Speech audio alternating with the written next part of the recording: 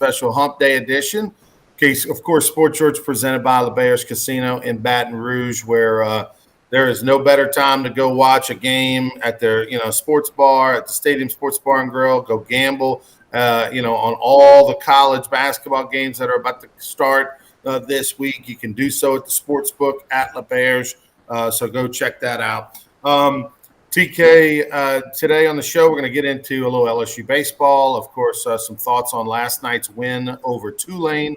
Also, today we'll tell you about how you can get some Baton Rouge Rougaroo season tickets and tell you a little bit more about the upcoming college baseball season this summer in Baton Rouge. Also, some other news with LSU basketball finds themselves a 4-point favorite over Iowa. Tommy will tell you why that might not be the best bet of the game. There's another line that's interesting to gamblers out there, and a whole lot more. We'll get into some more NFL talk, and reaction to people have some strong reaction on what's going on with the Saints and should they go down the Deshaun Watson trail or not. Also, the Pelicans, a little bit of mixed bag over the last week and a half. The Joel Davis Pelicans.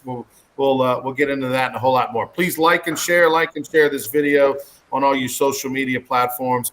Tommy, first off, LSU baseball fans and college baseball fans, this is a big weekend coming up because of SEC baseball starts. And, of course, in these parts, LSU has a home game series this weekend.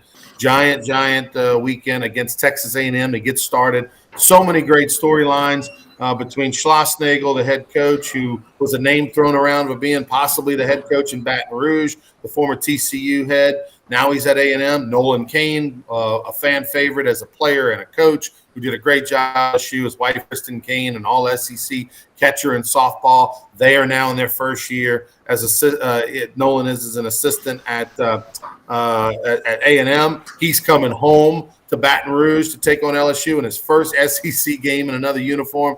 That's pretty amazing in itself. But everybody wants to know about Blake Money. Blake Money, the LSU ace who took himself out of the game in the 5th inning last week. No real updates since that night.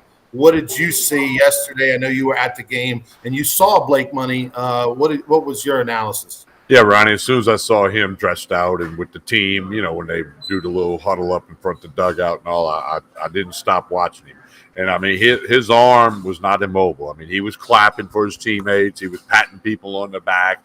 It didn't look like his arm was hurting him or bothering him. Now, he had some of that medical tape stuff on the wrist, the right wrist. Not a cast or a brace, but just that tape stuff. And he, I saw his fingers moving. I mean, I was staring it down so I could give a report here on Sports Shorts Daily. I don't know if that means he's pitching Friday. I got no idea. Don't know. But I just know that it was better to see that than a guy that was kind of, trying not to use his arm or it looked like it was hurting him. So I guess it's a good thing the way it looked last night out at the box. And, of course, he didn't throw last night. And LSU was able to beat Tulane. I got to say this, Ronnie, and I got a lot of friends that played at Tulane. Those uniforms Tulane wore, I mean, it's pajamas, okay? I mean, they got to come up with something else, all right? You don't like the baby blues? That wasn't the baby. I mean, that wasn't the baby blue. I mean, I don't know. And I don't know if it doesn't go with that green.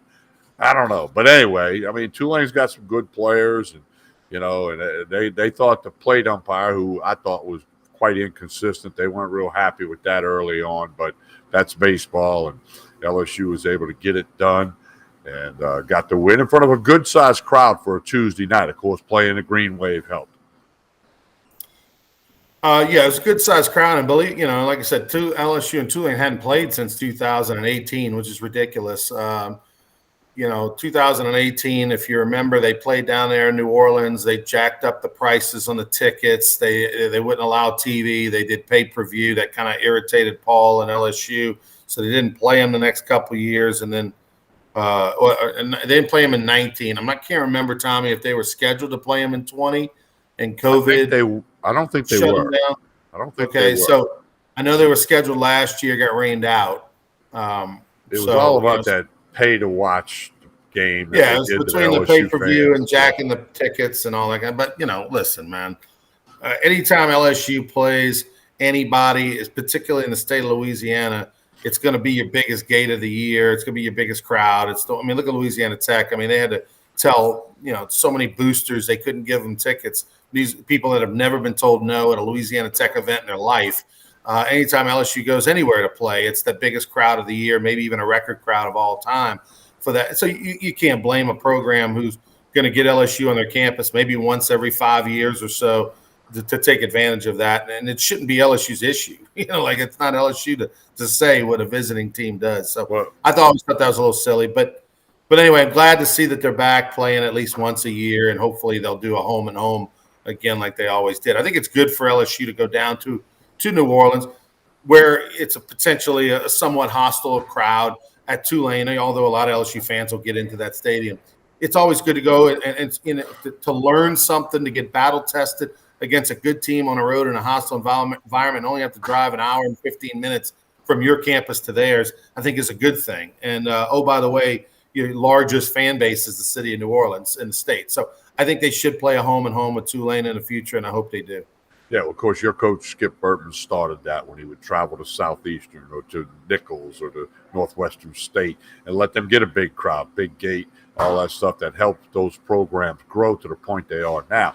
And I agree. Tulane and LSU should be playing baseball home and home every year. That's my opinion, and I really wish they would do that. Speaking of crowds, there were over 2,900 in Hammond last night as the Southeastern Lions knocked off the number one ranked in one of the polls, Ole Miss Rebels, 5-1. I saw some pictures. That's not a record. The record crowds when LSU went in there a couple of years ago, but they had a 2,900 on a Tuesday night in Hammond. That's great for college baseball and great for the Lions. That's fantastic, Tommy, because, that shows that, first off, Southeastern's a program that's literally been very legitimate for about the last, 12 years or so. Started with J.R. Teagues, continued under Matt Reiser. They have been, a team that, has beaten LSU, can beat LSU. They're really good. And they've won a lot of games in their conference and been arguably in the top 3 program year in and year out in the Southland Conference. But the fact that they can have almost 3,000 people there on a non-LSU game night is pretty incredible. We know Ole Miss is number one in some of the polls, and that makes it special. But still, 2,900 for Southeastern on a midweek against anybody not named LSU, and to have over 2,000 almost 3. That says a lot about where that program is on its own at this point, and that's pretty incredible.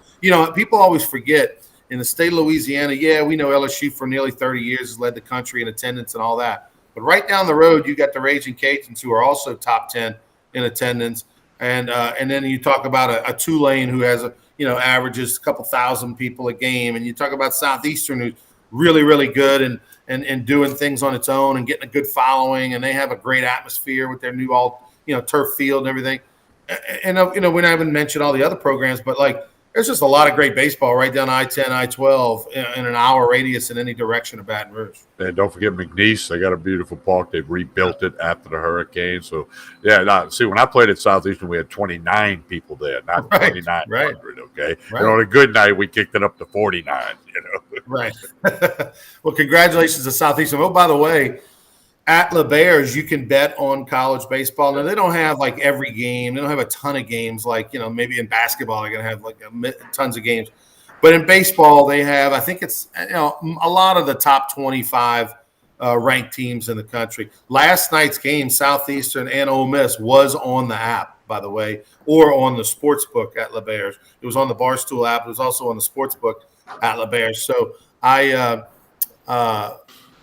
didn't see the line. I didn't bet it. But when I saw that it was on there, my first reaction is, ooh, I bet I could get good value, because I didn't know if Southeastern would win. I knew they would play them really well. I knew this was a tough one. SEC teams getting ready to play SEC games, caring about that on the road against a good team who this is their biggest game of the year at home. And they're going to, I knew that Southeastern would give them a good run, whether they beat them or make it close. I figured that, you might get some value there in a bet, because nationally they're going to set that line. They're going to see Southeastern Louisiana and Ole Miss. They're not going to dig in on history and who's pitching and all that kind of stuff. And probably most people are going to think, oh, Ole Miss is number one in the country, taking on they have that basketball mentality, and baseball's just not that way. Look at Tulane. as Craig Schilling points out, Tulane's on a 5-game losing streak. They take 2 out of 3 at Mississippi State. They're the hot thing going. Everybody's talking about the Green Wave. And then all of a sudden this past weekend, they lose 3 to Evansville. And, and here they are dropping LSU. It's just baseball is a weird sport. And this year's showing that more than ever because with all the great teams out there, there's nobody out there that's just dominating and has like a 25-game win streak or something like that. Yeah, no, and I think there's a limit on what you can bet on college baseball, kind of like some sports have that limit. Now, I don't think any of us are going to approach that limit, but you can't go up there and put $20,000 on, Southeastern to beat Ole Miss. They'll refuse the bet. But that's cool that you can do it out at LeBare's. I think that's great. By the way, TK, yes, last night's LSU baseball game, a little good, a little bad. What was your, a quick takeaway on the good, 1 or 2 good things that came out of yesterday's game going into its first SEC weekend? Oh, man, I just think that, I didn't see a lot of good. So let me start with the other. They don't have the pitching figured out yet. Helmers is out there. He comes out after about 30 pitch. I don't know if that was a pitch count thing so he could be available at some point during the weekend or they didn't like what he had. And then, he got – that second inning, Tommy, he gave up 3 hits and he got smacked around. Yeah, he got hit. They barreled him up a little bit, okay, but they got him out in a hurry. And then Gervais comes in, and there were a couple of times when he had to throw a strike, the 3-2 count, and he didn't. He walked the guy. And that just makes a pitching coach's blood boil. When you got to throw a strike, you got to throw it. Throw it over there. If they hit it, they hit it. But don't walk the guy. So I saw that, but.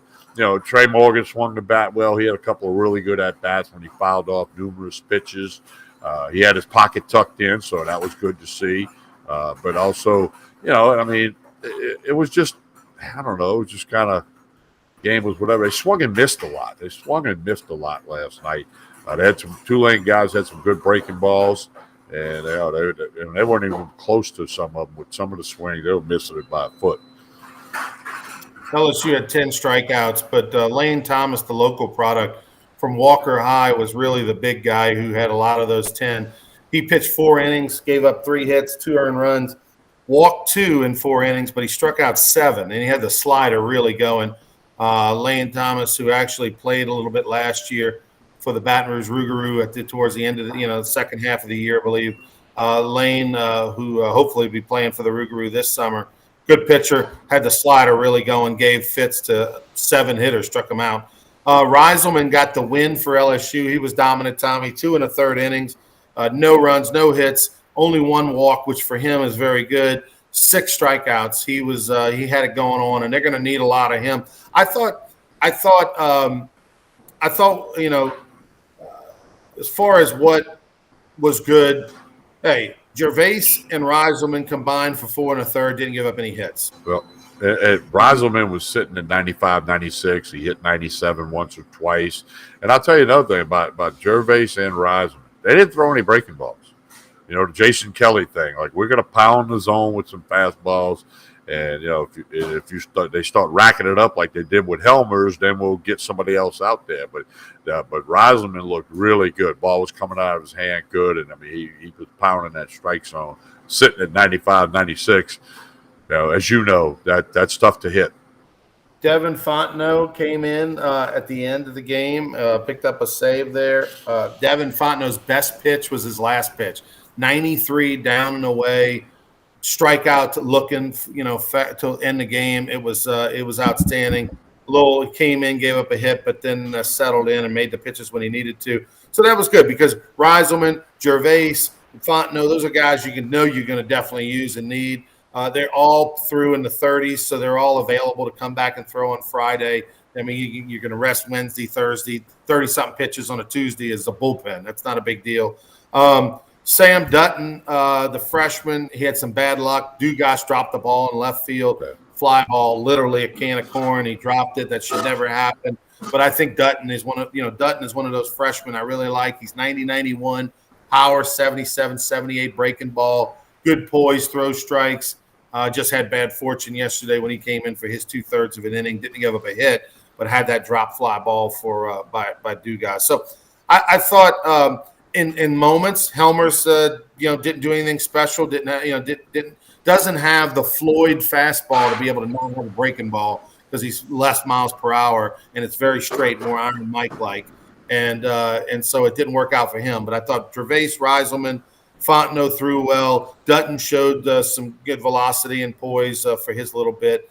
And then other than that, LSU only had 8 hits against some pretty good pitching. So Tigers pulled out a victory. It wasn't pretty. Both teams woulda, coulda, shoulda.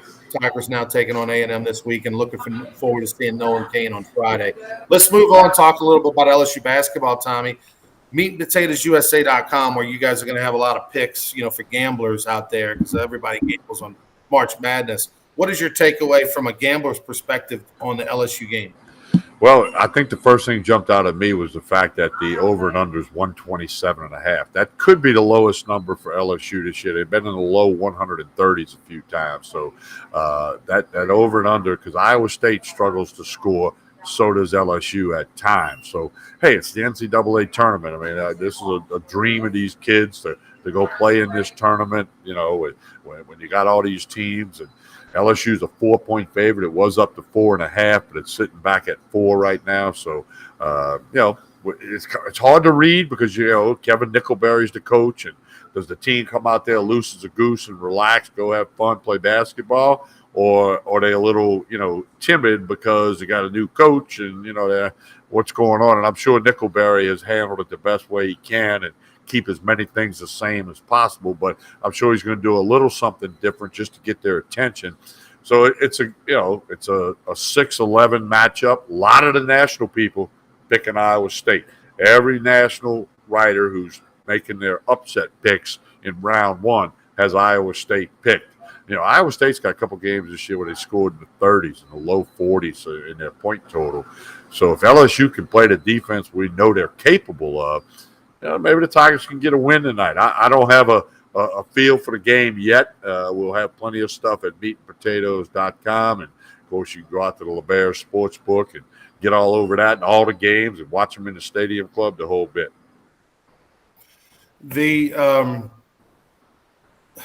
Most of the pundits, the national pundits, when you're talking about LSU basketball, have them winning this first-round game. And they do it for the same reasons that I like LSU in this matchup. When you look at Iowa State, they start out great, and then they hit a lull, and they've kind of haven't played well lately. But the main thing of why they haven't played well is they just can't score at times. There's times they just they're drier than the desert, and they literally have totals in the 30s and 40s. That's just unheard of in college basketball. And the fact that they have the ability to not score to that degree, which is shocking. I mean, those are halftime score totals. And LSU can play defense, this year. This is the better defensive team that Will Wade's had in a few years, since he's been at LSU. I think that bodes well for LSU. I think they got to win one for the Gipper in them. I think they got to, laser focus, adrenalized, with everything going on. They can take it out on the field. But I do think that they'll hit the wall after they win this game, feel good about themselves, and then I think there'll be that letdown factor and they'll lose in the second round. But I have them winning this one. How can you not? There's no way you can take Iowa State being so low scoring because LSU's doesn't have any injury issues. They lost a coach. The coach is known for recruiting. How much is that a factor? We just don't know, Tommy. But I think they got to win one for their Gipper in them. After that, I don't see them winning. And I think if LSU goes to the dance and they win one under the circumstances, that's about all you can hope for. Well, my Wednesday thoughts, I agree with you. If you're going to make a bet today, I think you got to bet LSU, lay to 4 points. Decide on the over or under, whether you think they're going to be athletic and run up and down the floor, all that good stuff. So, but I'll make, we'll have plenty of stuff at meatandpotatoesusa.com. But right now, I think you got to lean to LSU. Oh, by the way, and Chance points out for you, if you weren't thinking they were going to you would be playing Wisconsin in Milwaukee. Yeah, well, Wisconsin's campus is a long way from Milwaukee, but it would still be a home field. Still. But, and Wisconsin should beat Colgate on the other side of that bracket. So, right. It could very well be an LSU-Wisconsin thing come Sunday. Yeah, regardless of where Madison is in relation to how far to Milwaukee, it's a home game for Milwaukee, and so that would be not A good lot for the of Tigers. Badger fans in Milwaukee. You ever been to Madison? No, I've been. Well, Uh, as you know, my parents are from Wisconsin. I've been Right. a lot of places in Wisconsin, but not Madison. I went there in the mid '90s, 1995, when I was playing for the Beloit Snappers for a little bit. Went there a couple of times. Good town, a great party town, great college town. You know, I mean, they just love it. But it's a fun, walking town. Got the good downtown with the restaurant and bars, and it was just a good atmosphere, man. I enjoyed Madison. Of course, I wouldn't want anything to do with being there outside of April to August, but it was pretty cool.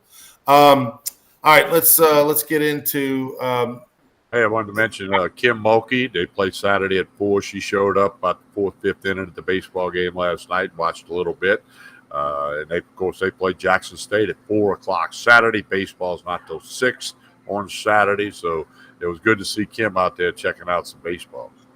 How about the viewing party for LSU women's basketball in the PMAC? I mean, the big turnout they had. My goodness, they dropped down the screen, put it from the top of the roof, put it on the floor, used it as like a giant LED screen. The fans, the team were there. I mean, well organized, great support. I mean, Kim has texted a lot of people, getting them on board with LSU basketball. Like, kudos to her in such a short amount of time.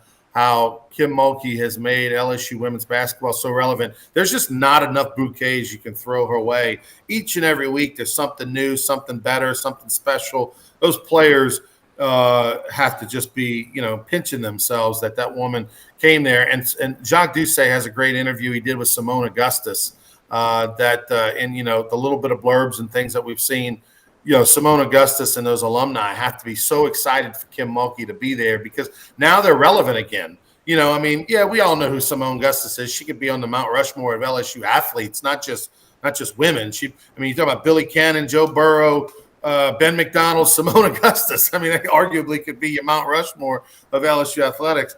But I mean, they're so happy that people care now again about LSU women's basketball, and they care about the history and the past and the traditions. And for the last 5, 6, 7 years, nobody cared. And so that's a pretty cool thing, man. What she's doing each and every week is just incredible. Yeah, I think it's going to be a fun ride for the coming years for women's basketball at LSU, and they're in a great conference for women's basketball. It's going to be a lot of fun. But hey, it's all about 4:00 Saturday. Get the win against Jackson State.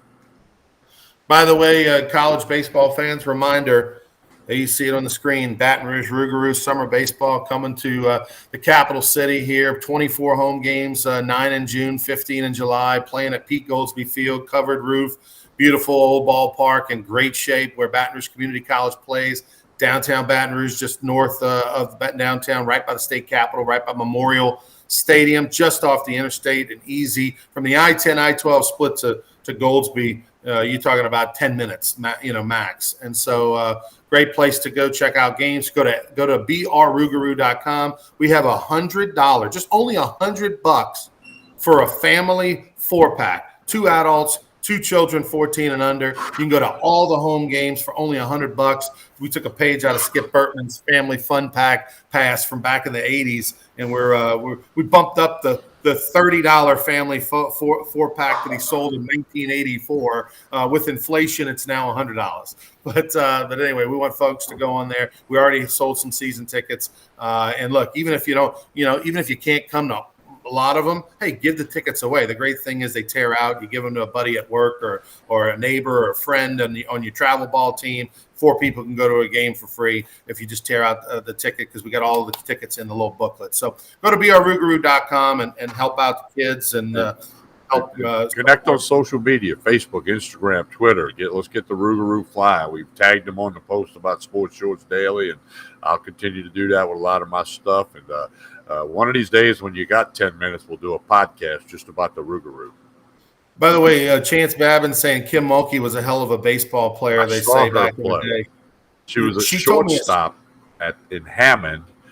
I don't know if they were Dixie Youth or Little League. I don't remember the affiliation, but I remember a bunch of us college guys being told to go watch and she was the best player on the field at shortstop. And the thing I noticed, and I don't want to get anybody mad when I say this, but she didn't throw like a girl.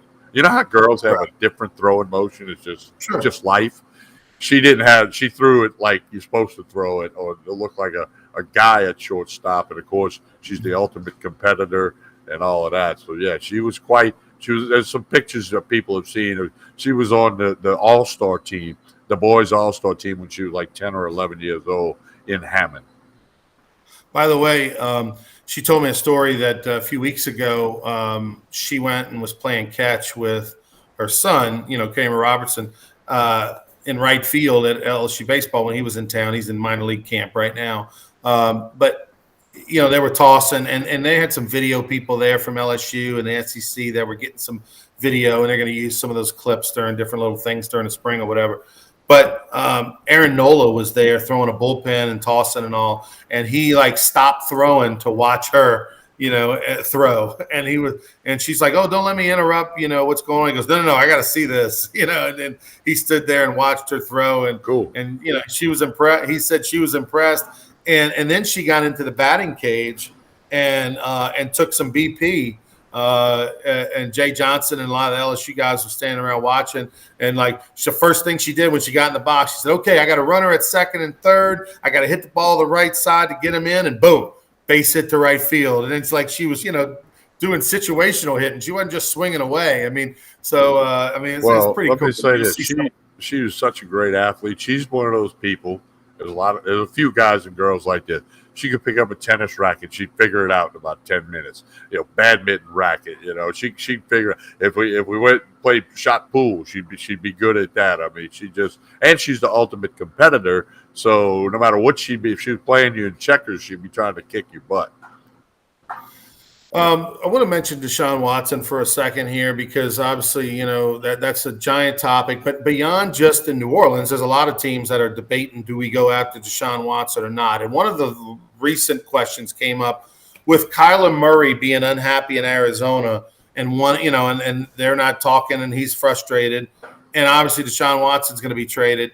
Would a swap potentially there be a story? Yeah, Craig, thank you. The $100 Jumbo Rougarou annual pass, the family 4-pack. Go to brrougarou.com. I gotta wonder if that one makes a lot of sense. And again, the problem with making any kind of trade, even if you're the Saints or Cardinals or anybody, is there is no guarantee once you make that trade that he's going to be eligible to play this fall for the NFL, because I'm thinking the NFL's taking a wait and see approach when he decides to come back and he's practicing and it looks like he's getting ready to get back on that field. Then they're going to make a decision on, do we rule that he can't play due to off the field issues or whatever. The NFL has the power to say you can play or not, and even if it charged or not charged, they have that power. Charged by the police. They have that power to make that ruling. And so I think it's risky. It's just very risky. It's almost like, hey, you need to have a understanding from the NFL what the ramifications are going to be for Deshaun Watson this season if you make that trade. And I don't know that the NFL is willing to tell anybody anything. Yeah, well, Kamara's facing a possible suspension. And then it's going to be, and I know it's apples and oranges comparison, but, Ridley got suspended for a year for placing a bet. Okay, that's not against the law, but it's against the NFL rules. What Deshaun Watson has done is apparently it's a legal issue. It's a break the law type issue, and it's not totally cleared up in either direction yet. So I don't know. It's a slippery slope, man, and there'll be blowback. I did read something I wondered the other day, Ronnie, and you corrected me, and you were correct. Gail Benson did approve the fact that, the Saints might want to trade for him. They did go to her to ask her, hey, we're thinking about this. And kind of like Sean Payton said at his end of the year press conference, she always said, hey, if it makes us better, we want to do it. And this was another example of that. If Dennis Allen and Mickey Loomis went to her and said, we think this would be good for the team, she did give the approval on that. But again, like you had said, all the Catholic charities she's involved in, I don't know. The NFL is all about winning, and this is another example of that.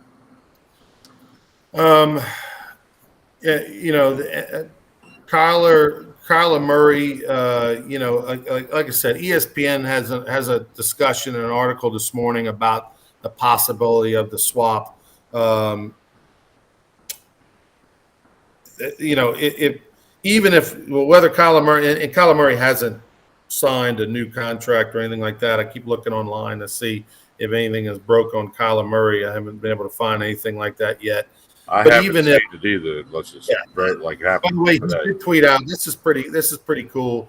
Talking about Kyler Murray, he tweeted out congratulations yesterday to. This is pretty fun. This is very good. Congrats to a fellow Korean, the Falcons kicker Koo. I'm not Young Ho Koo. Agreed. How about this, Tommy? Field goal kickers. 5 years, $24.25 million extension. 5 years, $24.25 million extension for Young Ho Koo. He's a Korean kicker for the Atlanta Falcons. And Kyler Murray gave him a shout out because Kyler Murray's part Korean as well. And he did that on Twitter yesterday. But I mean, like $5 million a year for just field goal kickers that aren't household name superstars. Like, that's pretty unbelievable, where lots of money. Yeah, lots of money involved. Chris Bonio, my good friend who kicked for the Dallas Cowboys in the mid-'90s and a couple other teams who went to Louisiana Tech, he played 2 decades too late, too early, I guess, because he made okay money, and he's actually the special teams coordinator for the Tampa Bay Bucks. Okay, former Alexandria Senior High Trojan who went to Louisiana Tech, whose dad is a legendary high school baseball coach who, in his time in Alexandria, is the got a Super Bowl ring a couple years ago with Tom Brady and the Bucks. So good for him. But he didn't make that kind of money in the NFL. Anything else before we get out of here, TK? Oh, man, it's going to do it. Tremonti's Meat and Seafood, a little lasagna for the lunch special today. All your boiled crawfish, your live crawfish, call them up and order it. Usually yesterday they had the Tuesday crawfish special. Great pricing on that. Catering, they can do it all for you. Tremonti's Meat and Seafood, Jefferson Highway in Baton Rouge, right down the block from Parkview Baptist Church and School. Tremontis.com or connect on Facebook and Instagram. And don't forget meatandpotatoesusa.com before you go start wagering on March Madness out at the LeBears. By the way, shout out to Russell Gage, just signed on with the Tampa Bay Bucks, former Redemptorist High star who played at LSU, been a Falcon, and had a nice career for a guy who wasn't starting for most of his LSU career. Steve Ensminger believed in him when he became coordinator during that interim year. Gage had a big year and played with the Falcons, and then now going to play with Brady and the Bucks. We'll be back on Friday. Please like and share. Do us a favor.